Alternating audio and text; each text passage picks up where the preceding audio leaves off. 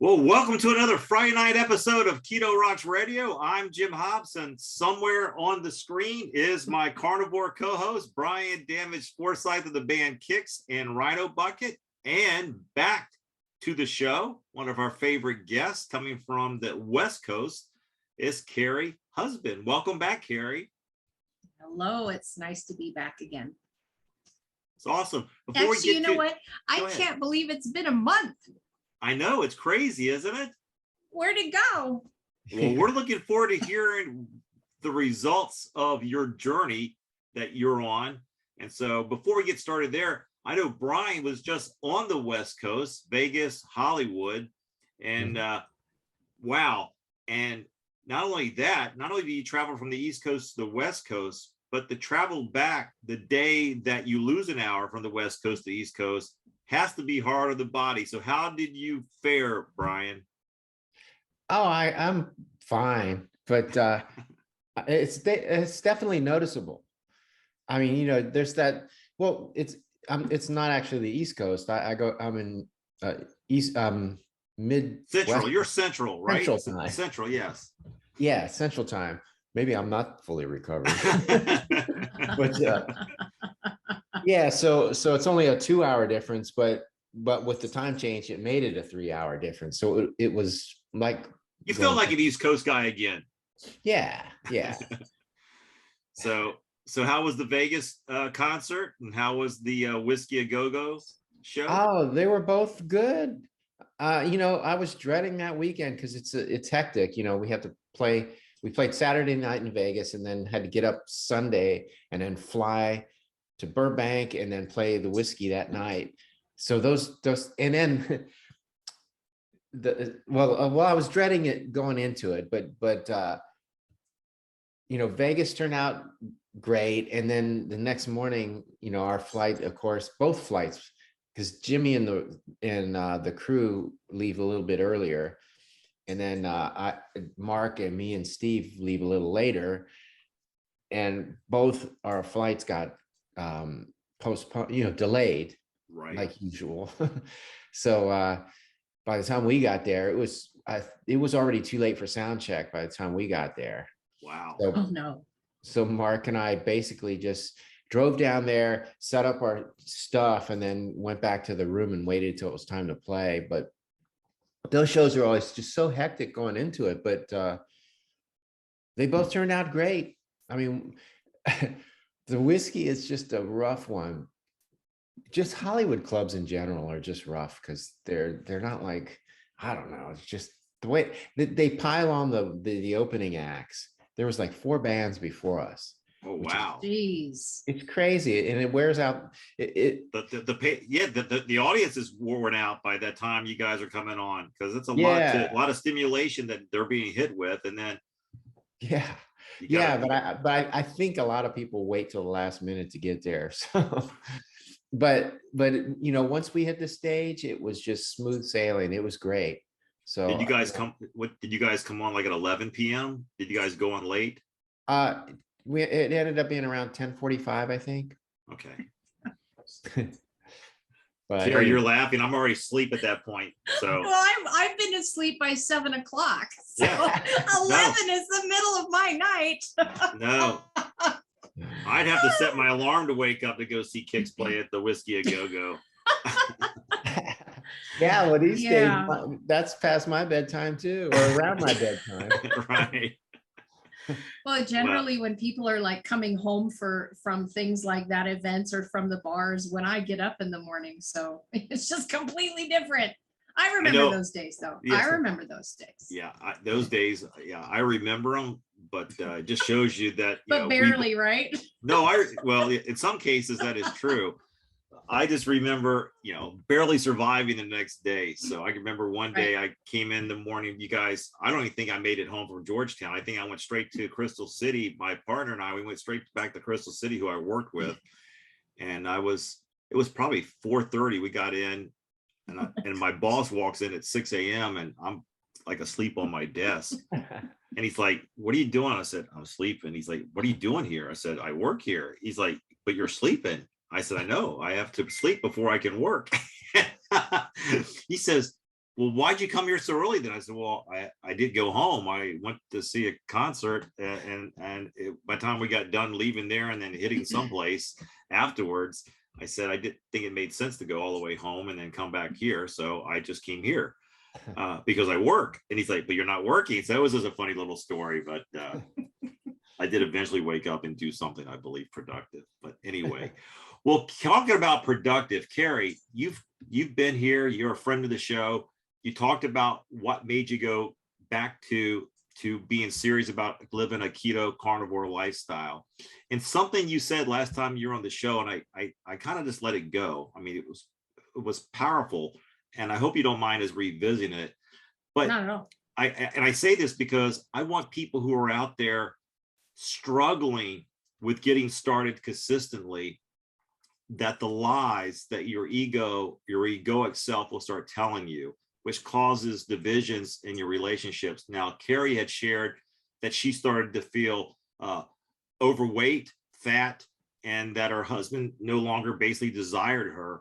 And I think those are the lies that you start to struggle with. And then you get to the point where you go, well, you know, if he's not going to have anything to do with me, I might as well go ahead and have this pizza, eat this extra bowl of ice cream. And you just go down deeper down the path that does nothing but leads you to destruction and death.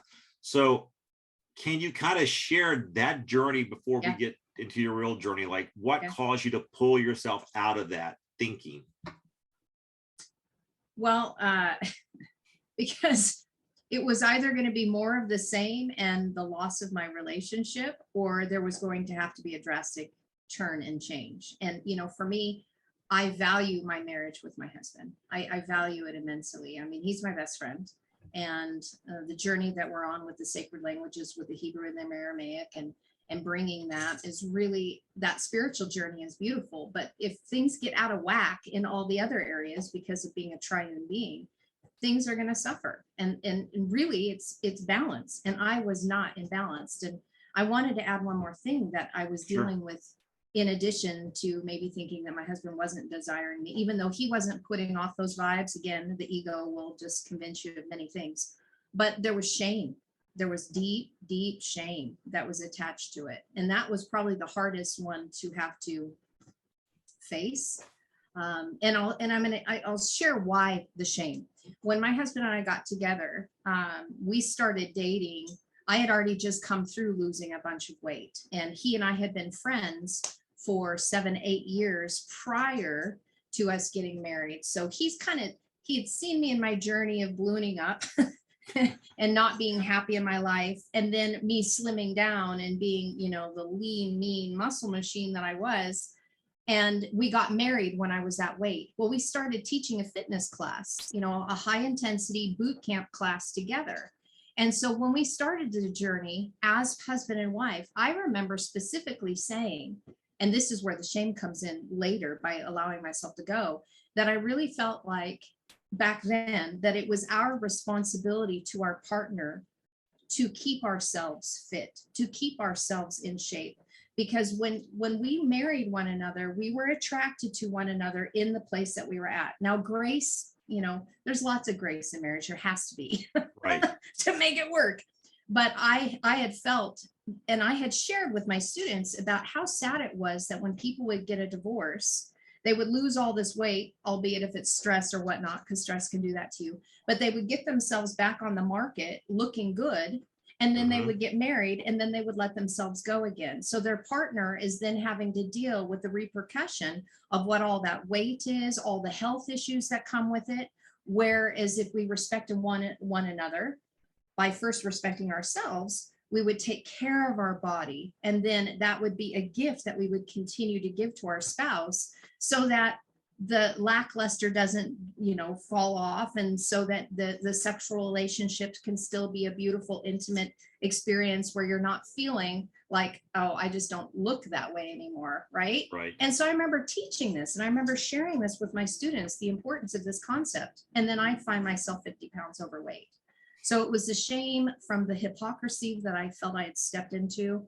It was the shame of the words that I was saying before and not holding my end of the bargain, even though my husband we never made a bargain on this. It was my own ego talking. Right. But still, I had to face that. I had to really own it. And I had to go, you know what?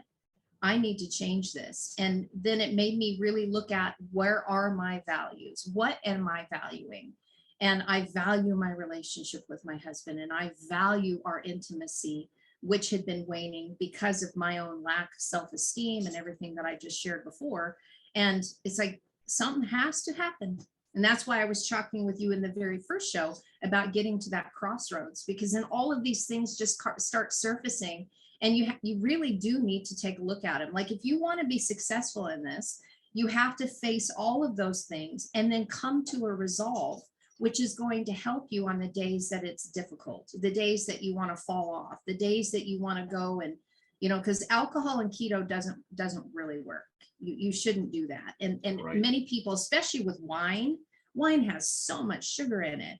It's a really easy way to just say, screw it. I'm going to open up this bottle of wine. I'm going to go ahead and have a beer, or whatever your drink of choice is. Right. But you end up sabotaging yourself. And so it's okay if you do it one time, but if you keep doing that all the time, even if you're eating keto, you're going to have a problem.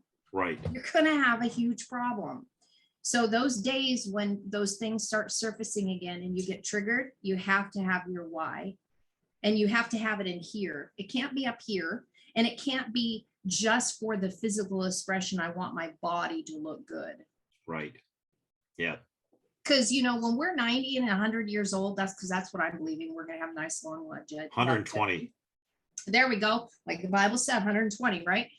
By the time we get to 120, we're not looking like we did when we were in our 30s and 40s. So, it can't be about the looks. It's got to be something greater. You guys weather a little bit better than we do. Oh, I don't think so. I think know. Brian does for sure. I'm talking about myself. I'm not talking about Brian. I'll give Brian those kudos, but it's all about the haircut. Yeah, it is, or lack thereof. So there you go. Well, hey, you know what? My husband's sporting that same look, so what? I have a natural affinity for that. Well, I think I'm. How old? I've made it to 58. I think my hair made it to 36. So. Well, my husband's right there with you. He'll be 58 this year. So. Oh, perfect. Right. Well, I always say, you got to keep growing. So just because your hair dies, you shouldn't stop. Just keep going. That's what happens. Right. I outgrew the dying parts of myself. That's the way I look at it. Brian's still growing. Well, you know what? It's hard. When I first found keto, I told you in the very beginning how I found keto was getting off of all of the, getting inflammation out of my body. And so I cut everything out that causes inflammation. It forced me into keto. I didn't know what was going on. And I ended up losing half of my hair because I didn't bring in enough magnesium, potassium, sodium, because I was flushing my body out, right? Because carbohydrates, they hold water. Yep. But when you're on keto, you don't, and you will flush all of those things out. So I lost half my hair. So I kind of understand that aspect of losing hair and what that does and what you have to deal with. So different than what you guys have with alopecia, but I struggled with it too. What is this going to be now? Do I have to wear a wig? Well, I definitely believe the spirit gets younger and wiser as the body begins to fall and fail us. Absolutely. So absolutely. That's the beauty of going back to a childlike spirit, because I feel like a kid most of the times, and probably act like one if Peggy would describe me at times, but I love it. And but something I want to kind of point out, the fact that you're saying your husband Ken did not bring any of that to your attention, because love doesn't keep a record of wrong. So I'm saying this out there.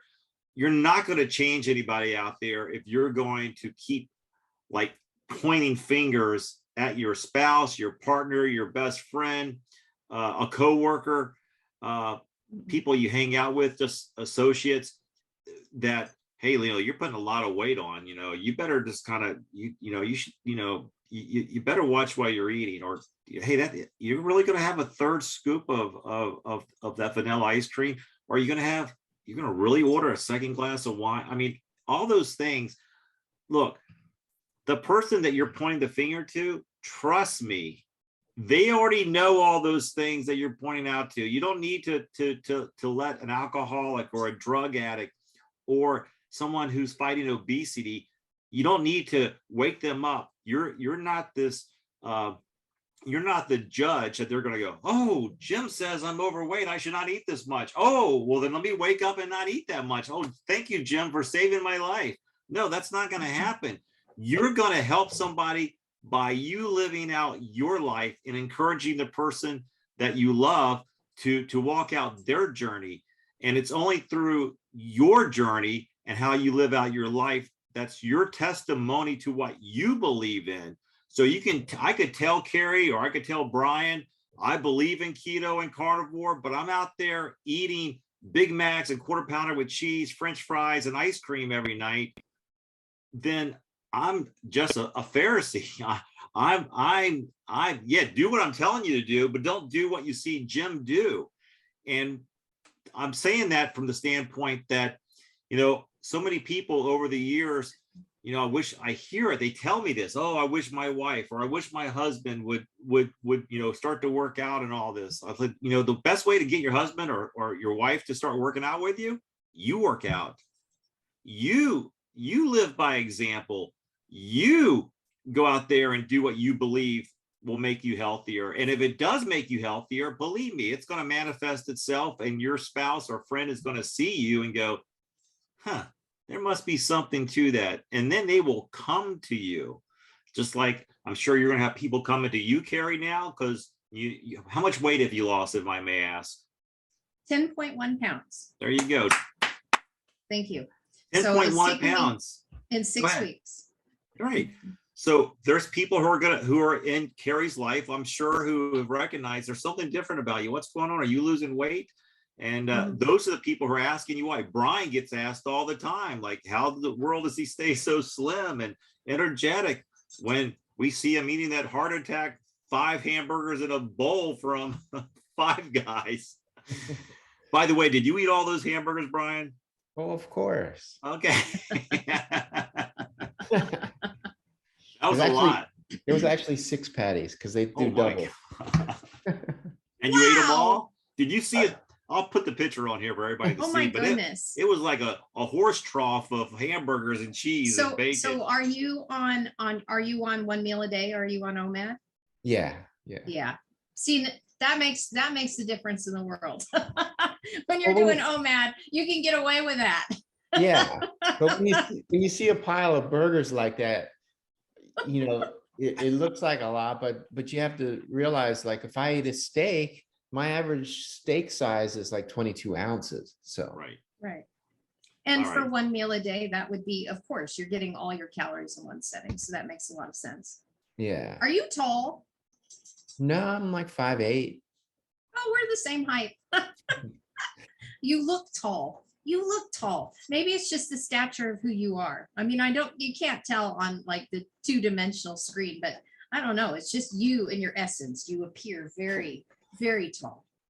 Well, when I meet people, like, for the first time, they always go, oh, I thought you were taller. I'm just this little guy. So.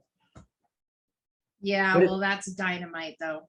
Well, I kind of like being little though, because it makes me feel younger. So. There you go. I love that. All right, it's that time of the evening where we get a chance to check in with Mr. Brian Shanker of the MeatTribe channel for those meat deals of the week. And let me just, first of all, before he tells us of the meat deals of this week, big score for your man Jim here with the corned beef they had on sale at Giant and cabbage for 27 cents. So I literally got, I think I was telling you off air, I think I bought $180, or maybe more than that, of corned beef and cabbage for $60. I saved twice as much as I spent. I know that much. So those deals out there is like putting money in your pocket, because it is putting money in your pocket. So keep doing what you're doing. Keep sharing what you're sharing, and I'll let you go ahead and give us the meat deals of the week for this week. Awesome. Thank you so much. I appreciate it.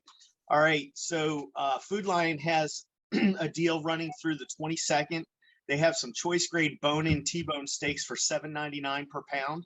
And Harris Teeter got their act together and got their website updated in time for me to report today. Got a lot of deals at Harris Teeter. They're running through the 22nd.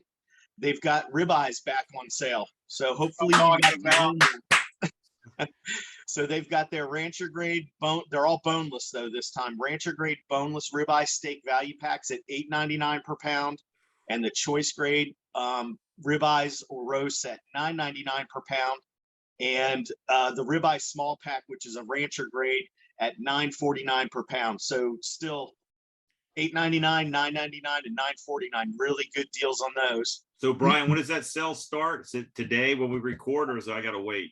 It is starting on the 16th. Oh, I will be heading there today then. Awesome. Yep. They also are still having sale on that DK Natural Meats Organic grass-fed ground beef. Sorry, got an alert. Grass-fed ground beef 16-ounce package for $6.99. And this week they are having Snake River Farms American Wagyu ground beef for $7.99. And that's per package, and it's a 1 pound package on each of those. That sounds cheap. Yeah, especially, but regular ground beef, I've got a sale in a minute here that's more than half that price. But it's not organic ground grass fed or Wagyu, anything like that. Harris Teeter also has a lot of pork cuts on sale this week too. It's too many to go through and put on here. So if you want to stock up on pork chops and stuff like that, country pork ribs and all that, they've got all kinds of stuff on sale in the pork area. Brian, for you down there at Kroger through the 22nd, starting today, also the 16th, they've also got some choice grade boneless ribeyes, New York strips, and Angus top sirloin steaks in a family pack. Those are all 33% off. Oh, nice. And if you wanted to catch up with Jim on the corned beef, they got some corned beef brisket for $3.99 per pound. And then the final deal, Giant Eagle, through the 23rd, it starts on the 17th. They've got some 73% lean ground beef on sale for $2.99 per pound. I don't know if you have a Giant Eagle near you, Jim. I have a Giant. I'm just wondering if it's the same. It's totally different. Like Martin's and different. Giant, totally different than Giant Eagle, huh? Yeah, and it is a different, I don't know if they're somehow connected, but Giant doesn't typically update their sale prices until tomorrow for the next day. So their sales start on Friday, I believe. So I may have some information for you on that on Friday. They're probably all owned. They're probably all owned by a tobacco company, as we found out. Yeah. But that's it. That's all I got for this week. Of course, I've got a few more stores that I report on with mine, and I haven't given you guys all the deals since my segment here is kind of short. So, all right, stay tuned to my channel for the full update. All right. Well, we appreciate you checking in with us, and have a great week, and we'll see you next Friday. Sounds good. Take care, everyone. All right. Take care. Bye. Well, I wanted to add something, Jim, to what you were saying. Sure. My husband, I love how he's handled and supported me. And this is what, and I was thinking about some things that I wanted to share today, because there was a couple things that I wanted to share that might help people of what I had to figure out to dial things in with this keto that I'm doing, which, by the way, just to let you know, I've pretty much dumped all vegetables and I'm now a carnivore. Just to let you know. Welcome to the club. Thank you. I get, there's some people that will throw me flack because they're saying that it's low vibratory and all that, but I've already shared with you guys that everything is consuming in this lower density. So whether you're eating plants or you're eating, tofu, or you're eating a steak, you're still consuming something that was living. So Don't try to kid and fool yourself to think that that's what's going to make you grow spiritually. It might help you for a little bit, but that isn't, it's this that is the difference. Anyway, My husband, one of the most important things that I found is the support network when you're doing this.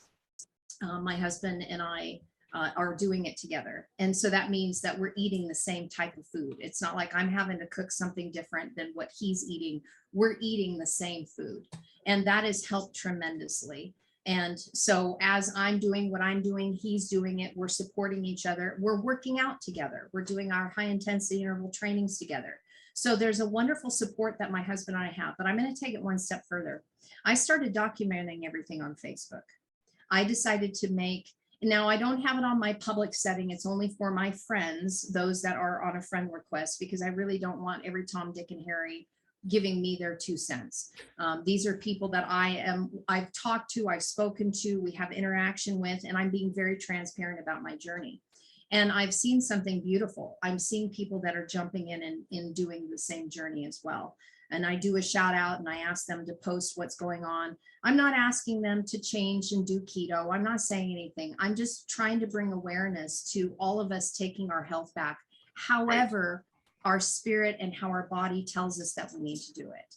And so that support network is huge. I don't really have it in my small little community. It's just, this is a very different community that I live in. You know, there's ranchers and farmers and there's generations that have been here. And Ken and I are kind of outsiders, even though we've been here for 9 years. So I'm not looking so much as the support out there, but I have found it online.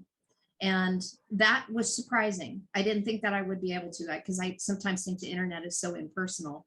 But that support network has been incredible because I've used it also as accountability.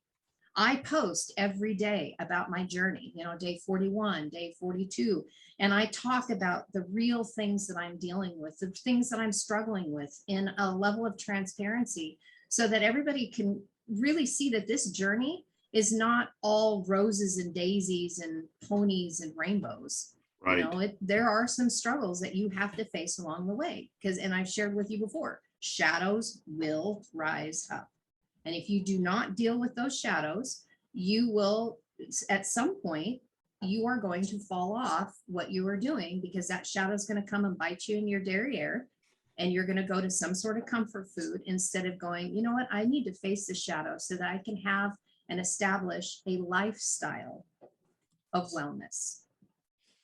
Not just a temporary fix because there's something that's going on in my life that I'm trying to escape from or whatever. Here's a good one. I have a class reunion coming up, or I have a friend that's getting married, or, you know, I'm going to be in a bridal party. Oh, that's all temporary. That's going to really help you with your health and wellness because you're going to do things and then you're just going to go back to your old ways. Well, we're going to the Caribbean this summer. I want to be able to wear. I got to look good in a bathing suit. Exactly. Right. Okay. Well, you know what? You're actually doing more harm to yourself than doing yo-yo diets than being consistent in a lifestyle. Yeah. So, it has to be a lifestyle. Support is huge. Support is huge on this. So yeah, if you know what I'm saying, so if even if there's someone that's single, if they are struggling, they need to be able to find and reach out and create a support network. And I have found that being transparent really will let people realize that you are no threat. Because I'm willing to stick my neck out. I'm willing to share what's going on with me, that I don't have any hidden motives. And I'm not trying to gain a popularity contest. I want to let people know I'm real so that if they struggle, they can come and ask for help and support. And I will be happy to give it to them because they're doing it for me as well. Brian, you were going to say something? Oh, yeah. I was just going to add to that a little bit. The people that I communicate with online that are trying to do this journey, that's a big part of it is that they'll have they're either their whole family or their spouse or something will be completely opposite. And right. The struggle comes when, the temptations hit and then there's all this stuff from the other person is stocked the shelves with all the junk, so it makes it really hard for somebody. But it is very important, like for them to be able to reach out to somebody and say, yes. I'm craving this right now. What do I do? And you can talk them down off the ledge. That's right. Yeah, that is very hard. Very, very hard. Yeah, it's really cool. I know in our Keto Rocks Facebook page, the group, they're very supportive of one another. They do fasting together. They're, you know, we're That's always awesome. posting pictures of what we're having and sharing recipes. And there, it really is a family, a tribe mentality of people wanting you to succeed and feeling that they want you to succeed as well. So it's really cool to have that support from people all across the country. It's humbling to think that you know, if you think that what you're doing doesn't impact, or what you can do doesn't impact people all across the country or the globe, trust me, it does.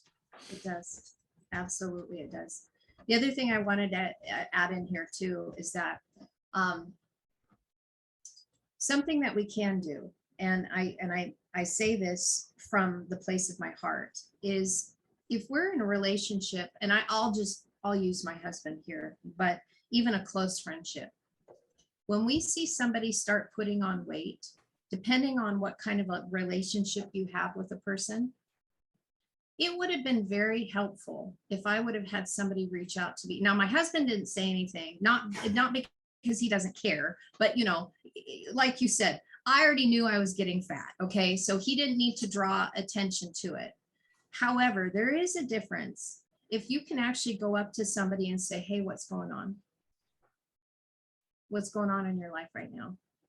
Because I've kind of watched over the last 6 months, and I can see some weight has come on. Now, I'm not trying to point it out, say you're fat. I'm just saying what is going on, because this isn't like you.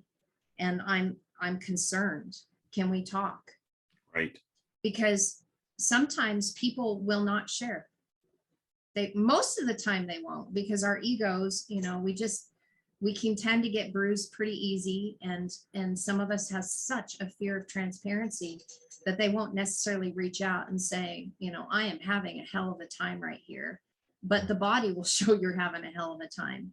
So Right. sometimes even just having a conversation with somebody and just finding out what's going on in their world can make a world of difference. Now, like for someone with me, with my fitness background and whatnot, I'm more fine-tuned into these things. Like I can see it because I know what my own journey has been like.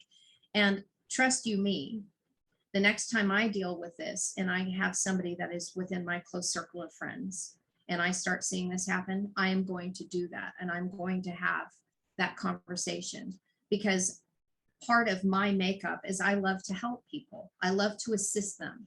And if there's something that I can do, maybe they just need a hug. Maybe they just need somebody to talk to. Maybe they've gotten themselves in such a pickle that they don't know how to get out of it. Or maybe they're in a position where they believe that no one cares about them. I can do anything I want. Bingo. Nobody cares. Bingo. And the ego will use that line to sit there and say, nobody cares what you do, so go do whatever you want, because no one really gives a flying flip. That's right. Just extend that hand out. You know, because really the extending of the hand is the heart. Right. Extend your heart out to somebody and ask. Yeah, asking's a big deal. Just not telling is, in my opinion, but asking. That's for right. Sure. Right. And one of the things, you know, whatever someone's going through, like, you know, this is a cool exercise for everybody who's watching this show to do. Peggy and I do it from time to time. We go back and we look at all our pictures from different, and we can go back and we have an open discussion about, man, we sure were dealing with stress. And you can see how we were dealing with stress in different circumstances. And it almost, in our life, it either was to alcohol. You know, we started to see ourselves hanging out with friends who were more on the drinking side. And then it was always food. You know, we were going to that magic combination that the food industry has put together, the fat, oil, and grease. And, you know, so and when we look back, we really were not dealing with the issue at hand, which was really our health. You know, if you love someone, if you love yourself first, and there's nothing wrong with loving yourself. It's like, you know, if you were a passenger on a flight where they tell you that in case, you know, we drop 30,000 degrees, or and the oxygen mass is going to disperse from the top. Grab your mask if you're with a child and take your breath first before giving it to a person who's going to need your assistance. Same thing goes with life. You got to love yourself first. And part of loving yourself is not beating yourself up for going down those wrong paths. The beauty of it is you can start now and start making those slight changes and start incorporating those habits and those lifestyle changes that's going to breed health and energy and life. So, for Peggy and I, we started to realize, we weren't doing this. We weren't as physical active as we used to be. I was no longer like playing sports, and you just kind of like, well, I'm getting old, I don't want to blow out of my knee. I don't want to hurt my shoulder. And you use all these excuses, but the reality of it is you're just not in shape to do that. So, but when you start going down that path of taking inventory of your decisions and then implementing with purpose changes in your life so you can manifest life. And so your spouse and your family and your friends can go out and do healthy activities, whether that be hiking or pickleball or tennis or bowling or whatever it is, or just going to the beach and body surfing. I mean, there's you start, and when you start going down that path, it's amazing. You start to get more energy. You start to look for more opportunities to do things with other people and other activities. You start to have just more energy, and you start to have more confidence, and Absolutely. you start to have a belief that, hey, you know what, this is the path I'm supposed to go down, because I'm just feeling every day, I'm feeling better and better and better. And the setbacks that we all have, aches and pains from different times, they're start to become further and further apart as we start to live with purpose with our choices every day. So, and they manifest themselves. If Brian told me, hey Jim, I'm only eating one meal a day, and next time I see Brian's 250 pounds, I know Brian's not eating one meal a day.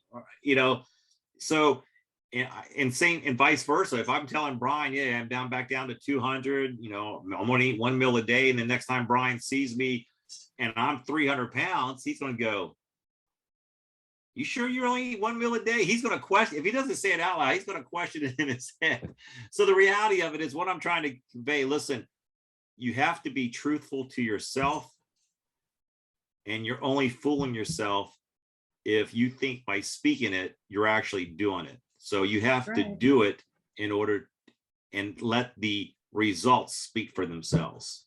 Exactly. And it's beautiful when you get to that point when you begin to look for things that you can do because you're feeling better, instead of thinking of all the things that you can't do. Right. You hear people talk, well, I'm going to go hike this and so, and then you sit back and go, man, I wish I could do that, but I'm just not in the shape to do it. You start going, what can I do now? Because I was limiting myself before because of what the choices that I were making were causing me to be limited in my ability. And so when you get on the other side of it, all of a sudden life becomes vibrant again. In fact, Right. we had seen people in about 3 weeks, and Ken and I went to go visit them yesterday. When we came in, the wife said, oh my gosh, you look so radiant. What are you guys doing? And, of course, we brought the physical fitness back into it, but then also eating the way that we're eating. I mean, everything is being fine-tuned. So that which is manifesting from us is very self-evident that we are back into health and wellness again. So much so that was the first thing that she said. You guys look so radiant. What are you doing? Which goes back to not having to tell something to anybody, but living it so people can see it, and then let them ask you, what are you doing? Absolutely. So here's a great analogy. At least I think it's a great analogy. You guys can tell me it's not. But Brian, when you use a tuning fork to either tune an instrument or to be able to sing at whatever tuning that is, whether it's a C tuning or whatever.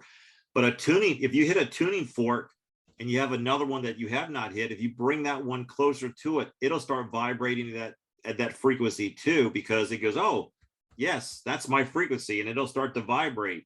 So when I heard you speaking and telling your story, Carrie, I was picturing, so if you become a couch potato because the way you're eating, you're a couch potato, that frequency you're giving off is being attracted by the TV, the couch, non-physical activities. And so your vibrational energy that you're giving off is for a lower, less mobile, less energetic events.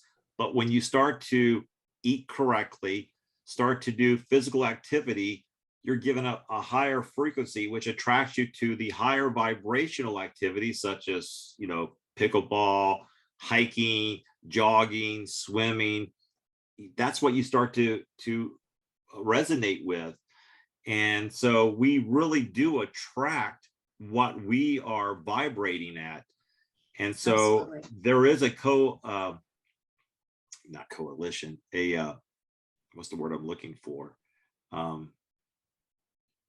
Anyway, it'll come to me later on. But the reality of it is you really are what you do.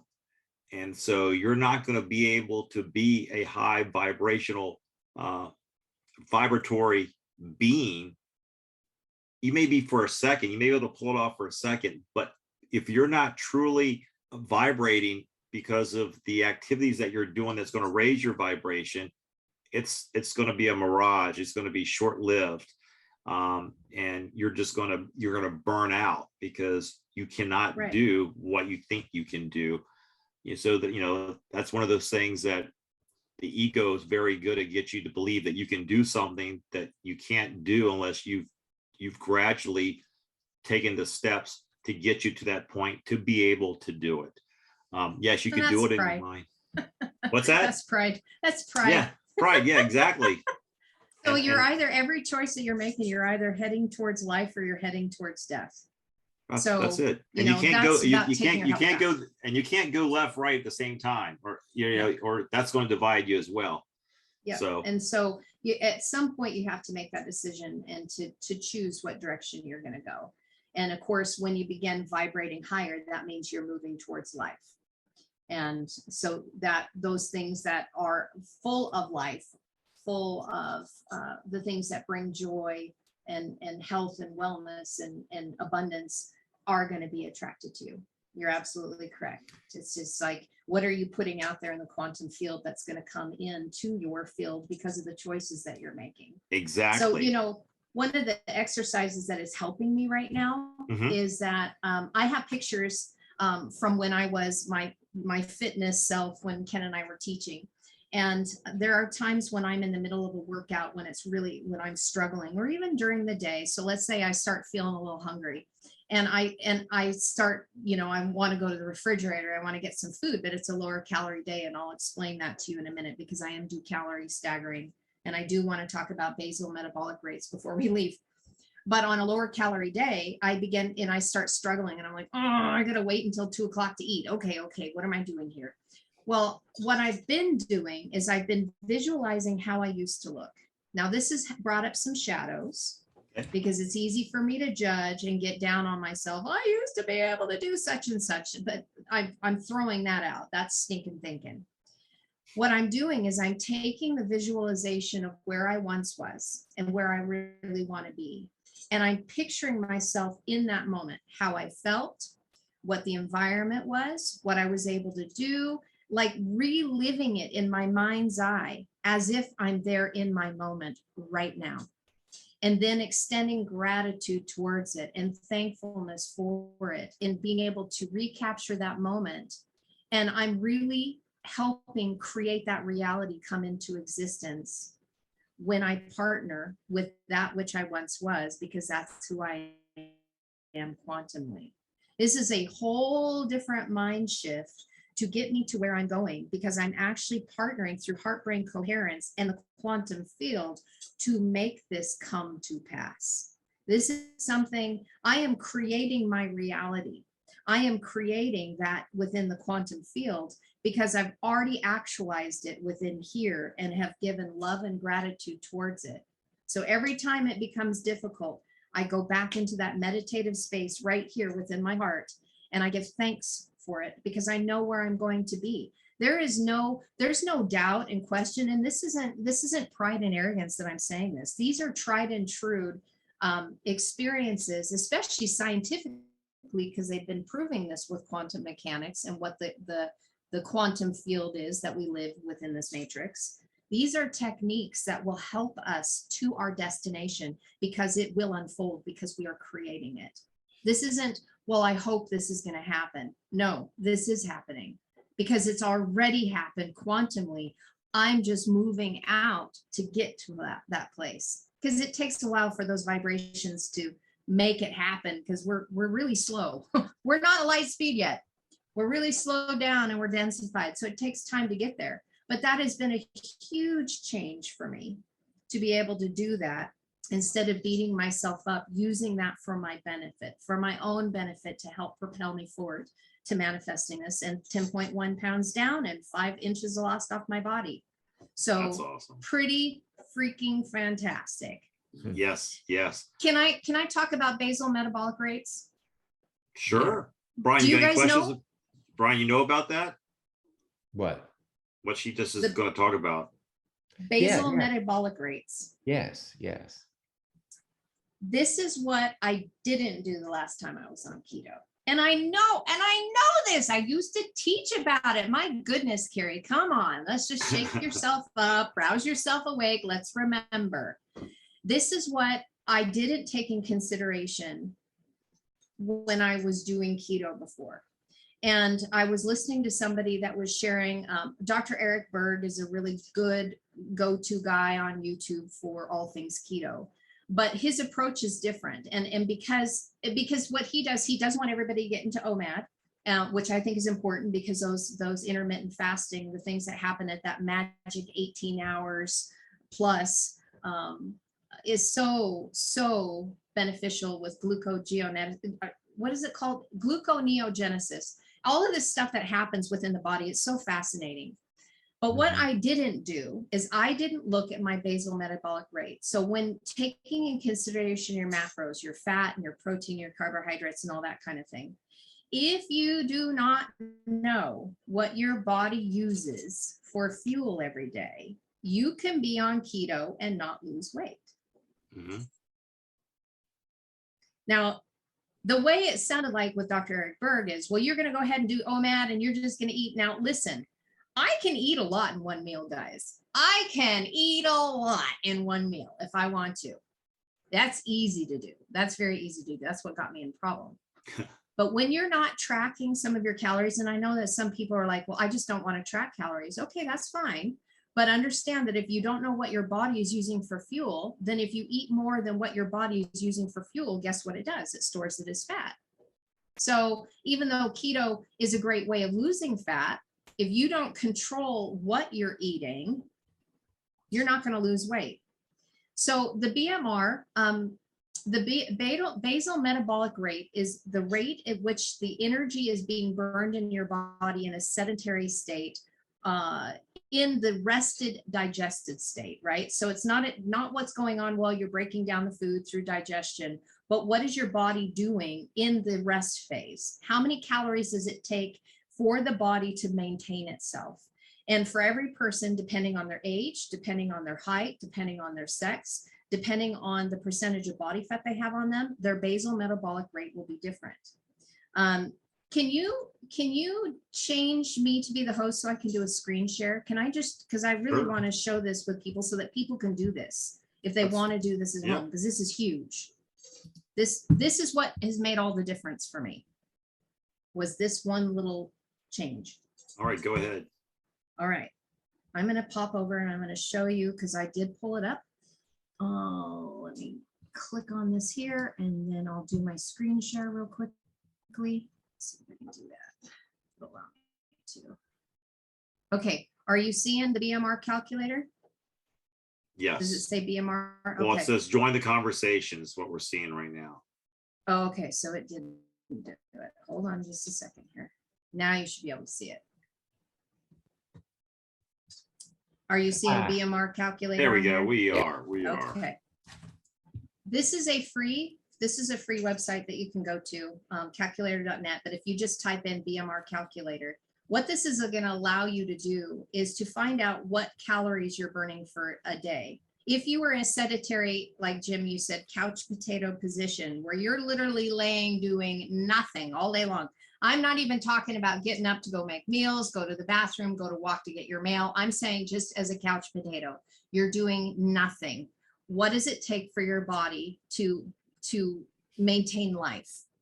So you will enter in all this information, your age, you just enter in all the information and hit calculate, and it's going to tell you what your calories are to sustain life in the resting state.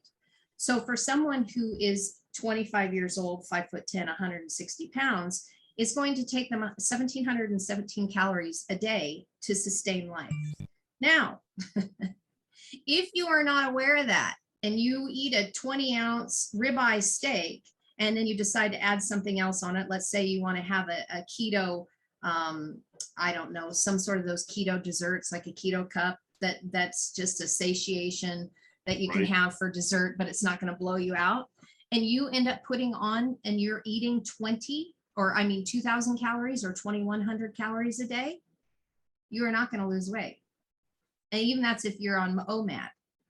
So if you do not know where your calories are at, you can easily be on keto thinking that you're going to lose weight and not doing it because you're not mindfully eating. You are completely unaware of the calories that your body requires and the calories that are within the food. And you will get very frustrated and not comprehend why you're not losing weight. So when I was on keto before, I dropped 10 pounds and then I just stopped. I didn't go anywhere. And I even go into one meal a day. I'm like, what the hell? That's what I'm saying. I can eat a lot of food in one setting, but I wasn't tracking calorie-wise macros of what that was. When I found and had the remembering of like, oh, you know what? It would be really good for me to probably track what this is. Look at what happens also when you add exercise into your diet. So for people who want to maintain, so let's say you've lost your weight, but you want to be able to maintain it, or you don't want to lose too much. Look what happens when you add fitness in here. If I'm doing little exercise, so I'm taking little walks or whatnot, I can actually eat 2,000 calories in a day and maintain. Or I can have, exercise 1 to 3 times a week, and it tells you the intensity of it. I can go up to 2,300 calories a week or per meal, 2,300, per day. I can have 2,300 calories per day and I'm not going to gain weight. Here's the magic rule of thumb. For every pound that you want to lose, you have to be in a 3,500 calorie deficit within a week. 3,500 calorie deficit is 1 pound loss.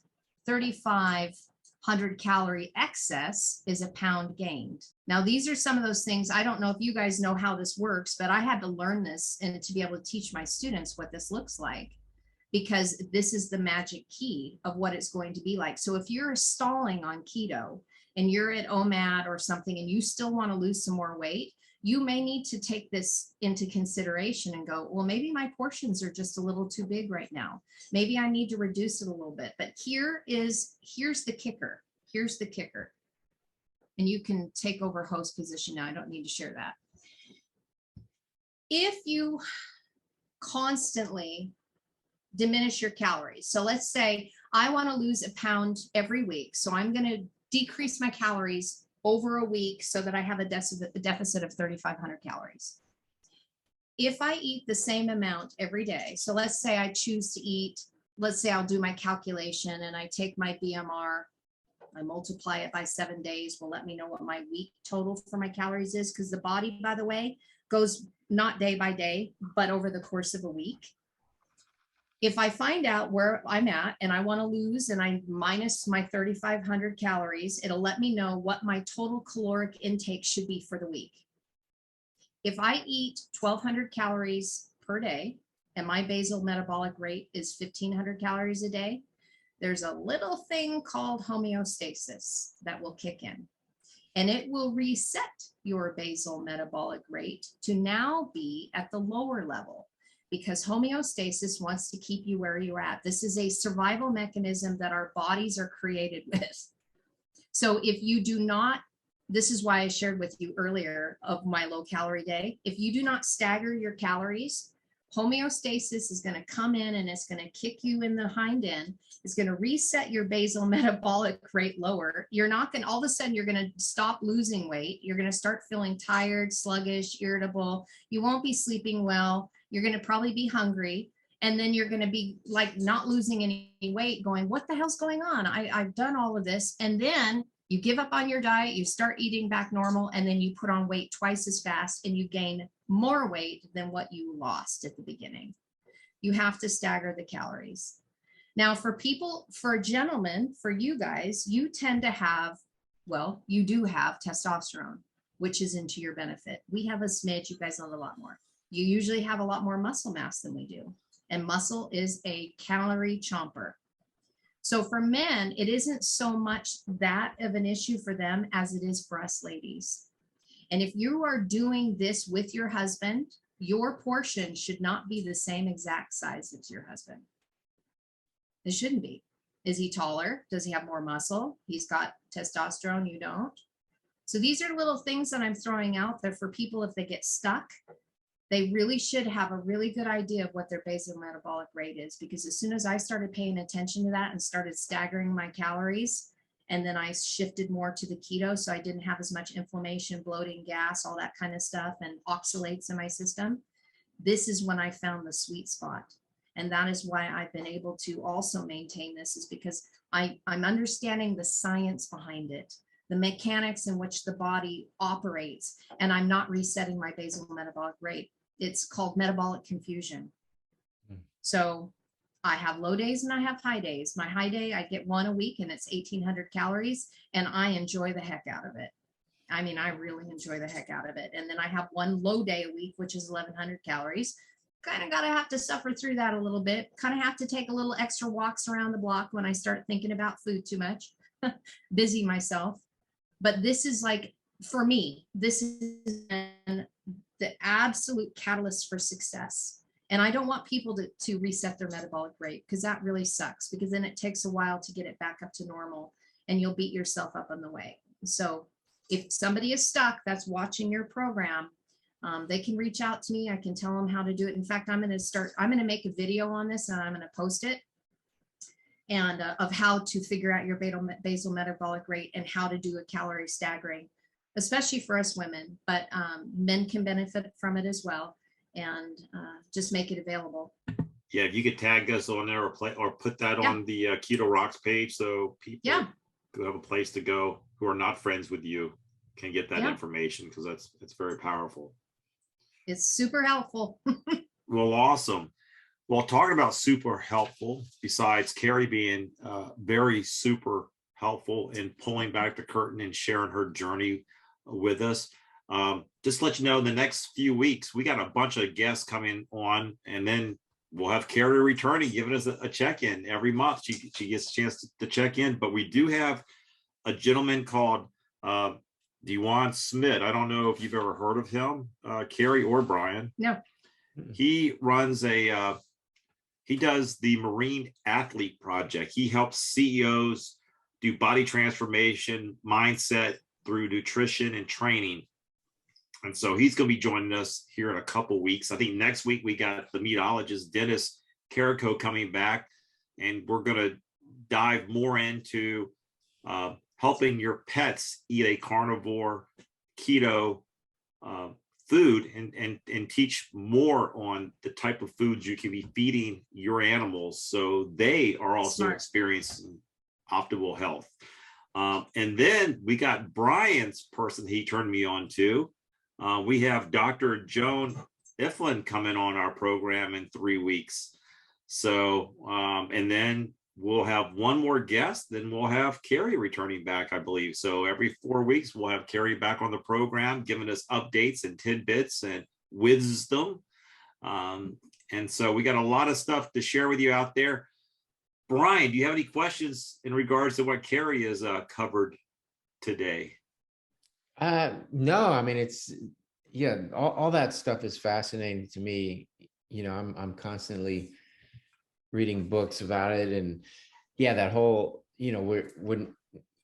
that's like the classic diet mistake people make, is lowering their calories and just starving themselves, and they don't realize that that's resetting their thing. And then they think, well, I can eat this much, and then it's like, no, but your body only wants this much now because you've changed it. That's So right. it's a crazy thing to mess with, Yeah, there's a great Dr. Ted Naiman. I don't know if you're familiar with him, but he's I've mentioned his book before, called the PE Diet. Leverage your biology to achieve optimal results. One of the things he says here, and it's what Carrie's documenting and sharing with the world, but here's what he says: knowledge is power. In the end, health is everything. If you don't have your health, literally nothing else on earth matters. For this reason, it should be the utmost importance to every single person to maximize their health potential. Fortunately, it is easy to achieve optimal health once you understand a few basic principles. And that's what he uses, just like what Carrie's documenting and sharing with us. It's what Dr. Naiman shares in his book. Awesome. But you have to understand your body, and you, as Carrie has shared with us this evening, you need to know what you need to do to maximize your body's health. And for every person, that's going to be a little bit different based on your age and your weight and where you are, and then what your goals are. Mm-hmm. But it really is something that we should take to heart, the fact that there's nothing else more important than you be walking around on planet Earth at the highest level you can do that with. Mm-hmm. And then one other thing I wanted to share that kind of got triggered when you were speaking, Carrie, back to the vibrational stuff. I believe, this is just me, Jim, I'm just sharing.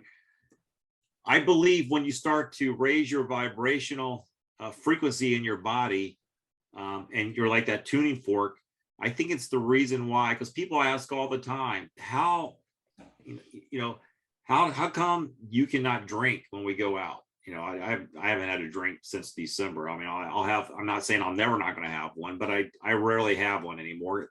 And the reason why is I'm just not attracted to that. My body, my gut says, no, don't give us that. We want more bone broth. We want water. And so that's the reason why I think, and Brian can tell me if this is true for him as well. But when you're sitting at a table and other people may be drinking in front of you, but you have absolutely no urges to partake in that because you're not at that frequency. You're not vibrating at that level.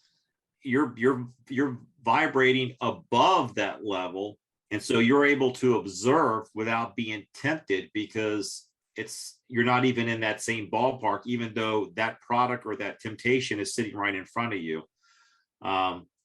Because now your body knows what that's going to do or has the potential to do to you. And your body's like, no, we're not going back there.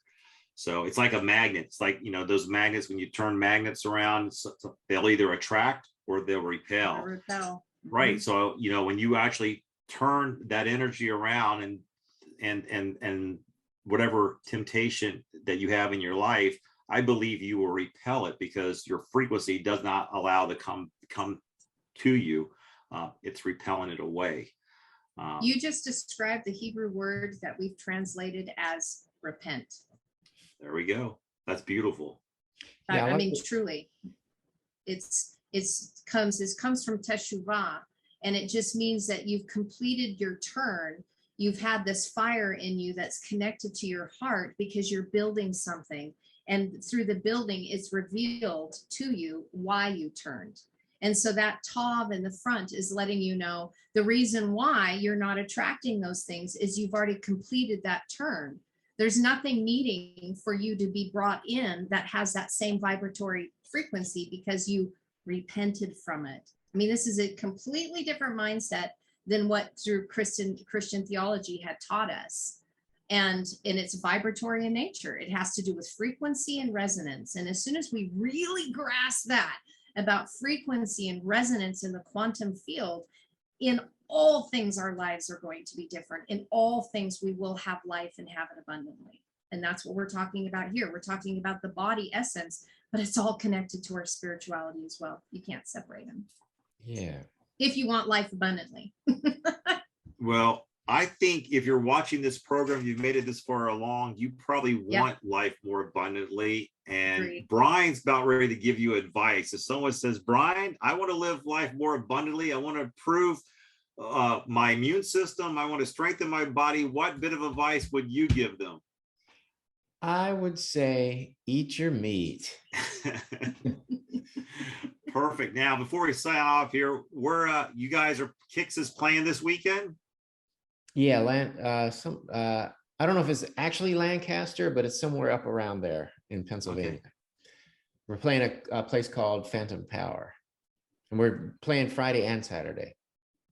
So you're playing tonight and you're playing tomorrow night.